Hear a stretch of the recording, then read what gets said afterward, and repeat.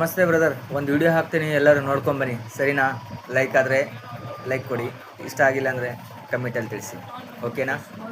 ಅಳನ್ ತಾಲೂಕು ಹುಡುಗರು ನೋಡಿದ್ರೆ ಅನಂತ ಕಾಲ ಅವ್ರ ಜೊತೆನೇ ಇದ್ದು ಬದುಕಬೇಕು ಅನಿಸುತ್ತೆ. ಕಲಬುರ್ಗಿ ಜನ ನೋಡಿದ್ರೆ ಅವ್ರ ಜೊತೆ ಕಲ್ತ್ಬಿಟ್ಟು ಜೀವನ ಮಾಡಬೇಕು ಅನಿಸುತ್ತೆ. ಜೀವರಿಗೆ ಹುಡುಗರು ನೋಡಿದ್ರೆ ಜೀವಕ್ಕೆ ಜೀವ ಕೊಡೋ ಜನ ಅನಿಸುತ್ತೆ. ಅವ್ರ ಜೊತೆ ಬದುಕೋಕೆ ತುಂಬ ಇಷ್ಟ ಆಗುತ್ತೆ. ಶಾಪರ್ ಹುಡುಗರು ನೋಡಿದ್ರೆ ತುಂಬ ಶಾರ್ಪ್, ಅವ್ರ ಹತ್ರ ಇದ್ದರೆ ಏನೋ ಎಲ್ಲ ಕಲಿಬೋದು ಅನಿಸುತ್ತೆ.